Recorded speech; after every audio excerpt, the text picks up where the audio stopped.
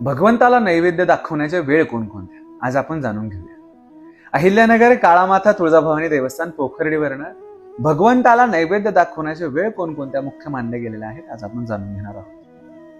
अहिल्यानगर काळामाता तुळजाभवानी देवस्थान येथे माता भगवतीला सकाळी सर्वप्रथमचा नैवेद्य असतो तो सकाळी 6 वाजता असतो. त्याला बालभोग असं म्हणलं गेलेलं आहे, ज्यामध्ये मिष्ठान व इत्यादी वस्तू, गोड भात, नारळी भात इत्यादी वस्तूंचा नैवेद्य दाखवला जातो.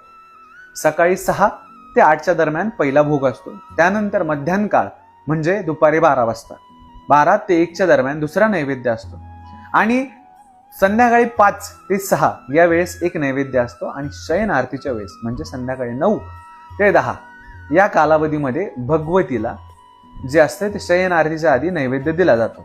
काही ठिकाणी मंदिर संध्याकाळी 8 वाजताच बंद होतात किंवा काही ठिकाणी अशी देखील परंपरा आहे की भगवतीला नैवेद्य दिवस मावळायच्या आधी दाखवलं जातं. परंतु हे वेळ जे आहेत ते साधारण मंदिरांच्या नियमानुसार, इथलं जे मंदिराचा नियम आहे अहिल्यानगर काळामाता तुळजाभवानी देवस्थानचं, व त्याचसोबत अशा बऱ्याचशा मंदिरांमध्ये हे नियम मानलं जातं. आणि घरी जे काही आपण भक्ष्य करणार आहोत ते भगवंतापुढे ठेवणं खूप गरजेचं आहे.